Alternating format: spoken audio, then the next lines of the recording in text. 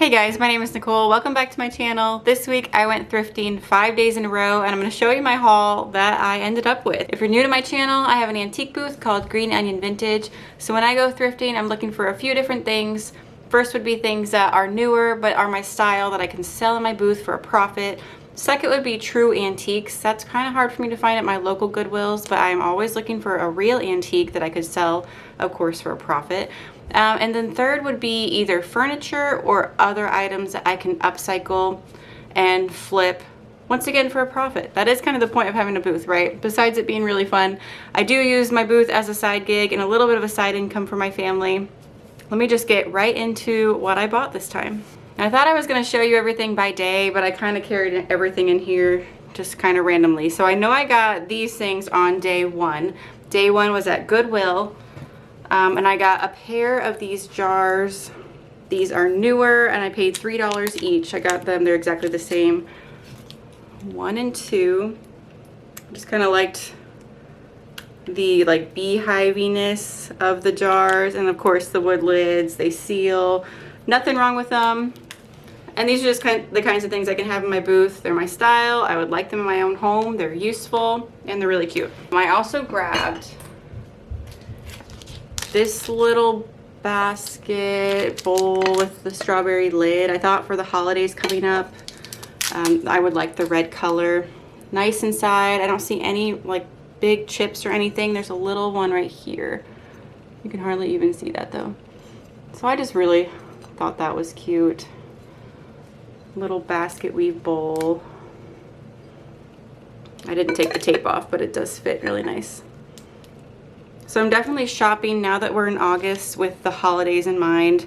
Fall goes by pretty quickly, and then we're right into Christmas, it feels like. So fall is definitely a very short shopping period in my opinion, and I try to kind of do colors that are going to go right into Christmas. So we definitely start incorporating a lot of reds and greens even earlier in the year. I mean, we're coming up on September, and that is when we're going to start going into fall full swing, and then right into Christmas pretty much by October, honestly. I bought 3 of these little crockery bowls. I don't know if people use these as like soup bowls or just something you can put a little plant in. I have 3 of them. I paid $1 each, and I just thought they were cute.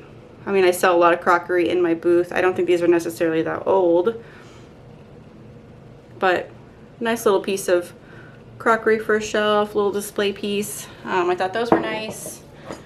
And then as far as true antiques, the Goodwill by my house, it's just not good for it. I try to find antiques there all the time, and this is probably the first time I found anything actually old.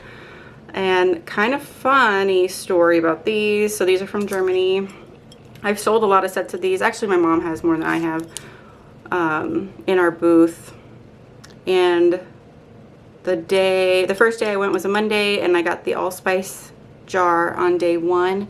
Went back to the same Goodwill on day 2. I didn't see any more of the set. On day 3 they had the nutmeg and the flour. So when I went back there on day 4, I didn't see any more, and then I didn't go back there on day 5. So I don't know if I maybe missed out on the rest of the set. So in my booth I'll just sell them individually since they're missing some of their pieces. This one's a little bit more chipped, so I'm not going to be able to ask a ton for these, but I paid $3, $2, and then $3 for the allspice. Obviously the same person wasn't pricing. So I mean, I can charge more than that in my booth easily, and I need to do a little bit of research to see how much these could truly sell for, but since I'm missing the whole set, I'm just going to ask a little bit more than I paid and just try to get my money back plus a little profit for my time. But I know I'm not going to be able to charge like full price of what these would value at if I had the whole set in good condition. I found a bag of cookie cutters. I think they're all like snowflakes. They look like they're all the same, which is great. So I should have opened these to pull them out. You guys can see though. Just like little snowflake cookie cutters.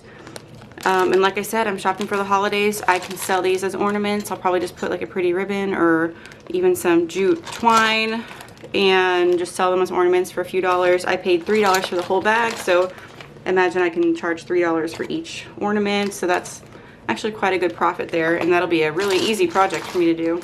The only other thing I grabbed for Christmas time was this little sled. This is one of those things that I think I will upcycle as far as just giving it a little paint job. And I think I'll probably hang, like, I have these miniature Christmas wreaths. Why the word Christmas just evaded me. And I'll just hang that on there so that somebody could probably hang this on their wall. Maybe I'll do a little rope on the top, or maybe nail it on here like a true rope would be so that they could hang it on their wall. I thought that was really cute. And I only paid $3 for that. So I think once I have it all done, I could probably charge more, around like 15 to 20. So also at Goodwill, I bought this stack. I know that these are just baskets for like cheap plates at a picnic, but the basket walls right now are so popular that I do think I can separate these. I might paint a few, I might stain them a little bit darker. I'm not exactly sure. Actually, what I probably do is first is just try to sell them as is and see if somebody's looking for these for their basket walls. And if not, then I will upcycle them some way, paint them a different color. But I only paid $3 for this stack. So I'm gonna look around and see what other vendors are selling for their flat baskets like these, because I know that since they're so popular, they're getting a little bit more money for them than I probably even realize. So I was happy to find those. I might actually keep one because I'd like to do a basket wall above my door in my kitchen. So I'll show you guys how that goes when I'm done. I also just got this cute little creamer. I like that it looked so authentic and handmade. It's definitely clay with some glaze on it. Let me see. There we go. Just thought it had a lot of character. And this I only paid $2 for. Thought that was really cute. I also grabbed this bowl. Now this is not the like Marshall, Texas brand that I actually collect. I don't think this is not a true antique at all. But I'm trying to see, Gibson. So yeah, I would say that's pretty new. It says microwave safe on there. But it's in perfect condition, and it really complements the collection that I have of the Marshall pottery. So as far as selling it in my booth, it's very much my style. Nothing wrong with it. I paid $3 for it, so it's just one of those things that I can easily make a profit on. This is kind of random, but I did find this like little peg shelf. I felt like for $3 I'd be able to sell this in my booth. I'll probably charge around $10 for it. Just thought that was cute. It's already green. I'm not going to do anything to it. And I also got this oak mail slot shelf. Has little key hooks on the bottom. Kind of got like some mission oak trim along the top. So I thought this was really nice. It's nice and solid, and I only paid $6 for it. I'll probably just try to sell it as is at first, and again, like if it doesn't sell right away, or I mean, I'll give it a couple weeks. Maybe I'll bring it home and stencil something onto it, but it's honestly in really great shape. It's really pretty. There's nothing wrong with the wood, other than some people might find it a little bit dated, but I actually think the oak's really pretty. So I'm just gonna sell it like this, and I do think I'll be able to make my money back easily, and then some. I'll probably charge around $30 for it unpainted. Okay, that was everything from Goodwill for the whole week. I also went to a thrift shop in Greenville, Illinois called 3rd Street Market. It's where I have one of my antique booths, and I always like to shop there for antiques, of course. I find a lot of things there for me to upcycle, and since it's in a different town than my other booth, I can sometimes get things cheaper there that I can flip and sell in my booth that is closer to my home for a little bit more money. So at that shop, I just picked up a couple rolling pins. In my last DIY video, I did some rolling pin crafts and you guys loved them, so I'm definitely going to be doing more of those. So I paid, oh no, I don't remember. I think I paid about like $5 or $6 for both of them. So I just bought plain wood rolling pins. If you haven't seen my other DIY video, you can go back and watch that. But I'll probably share these in another video coming up too, and just kind of do some different techniques on them. So last time I did the transfer, painted the handles, and they turned out really nice. So I got that one, and then just a smaller version for a few dollars. I probably paid $4 or $5 for this one, maybe $5 or $6 or $7 for the larger one. But once they're all painted, I'm charging more, like $18 to $20. And you tell me if you think that's a fair price, because I really wasn't sure how much to charge for a painted rolling pin compared to a non-painted one. So you let me know if that sounds fair to you. And I think the last thing I have to share with you is just a shutter that I found. It was already repainted white and distressed.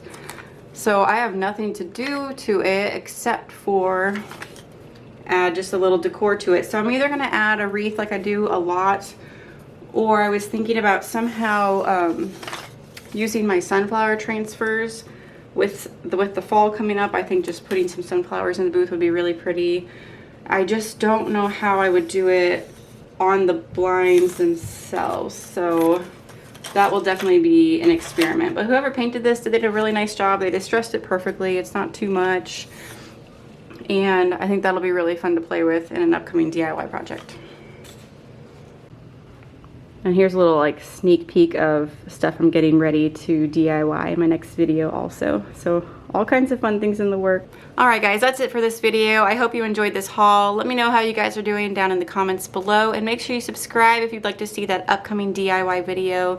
And if you'd like to see how these items look in my antique booth, I'll be doing a tour pretty soon. Thank you so much for watching. Bye.